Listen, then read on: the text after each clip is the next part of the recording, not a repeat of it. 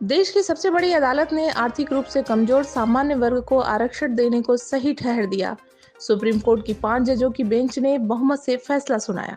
EWS आरक्षण के पक्ष में सुप्रीम कोर्ट ने 3-2 से मुहर लगाई। 3 जजों ने माना कि आर्थिक आधार पर आरक्षण देना संविधान की मूल भावना के मुताबिक है, लेकिन जस्टिस यू ललित ने ईडब्ल्यूएस आरक्षण के विरोध में अपना फैसला सुनाया।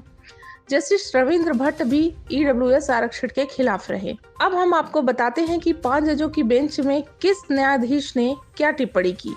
जस्टिस बेला द्विवेदी ने ईडब्ल्यूएस आरक्षण पर मुहर लगाते हुए कहा कि आरक्षण के लिए संविधान संशोधन नहीं था और संसद के फैसले को सकारात्मक रूप से देखा जाना चाहिए।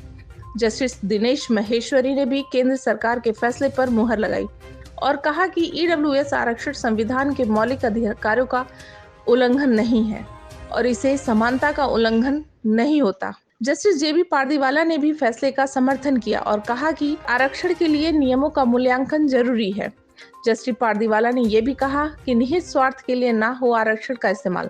वहीं जस्टिस रविंद्र भट्ट ने आरक्षण के फैसले का विरोध किया और कहा कि संविधान के बुनियादी ढांचे का उल्लंघन है। उन्होंने कहा कि ईडब्ल्यूएस आरक्षण समानता के सिद्धांत में विभेद करता है।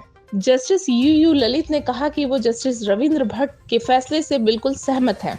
जनवरी 2019 में मोदी सरकार ने संसद के संविधान संशोधन बिल पास करने का सामान्य वर्ग के आर्थिक रूप से कमजोर लोगों को नौकरी और शिक्षण संस्थानों में 10% आरक्षण का फैसला लिया था, जिसके विरोध में सुप्रीम कोर्ट के ये दलील देते हुए याचिका डाली गई थी कि केंद्र सरकार फैसले के 50% से ज्यादा आरक्षण होगा। लेकिन कोर्ट में केंद्र की ओर से दलील दी गई कि आरक्षण के 50% बैरियर को सरकार ने नहीं तोड़ा और आरक्षण 50% में आने वाले सामान्य वर्ग के लोगों के लिए ही है।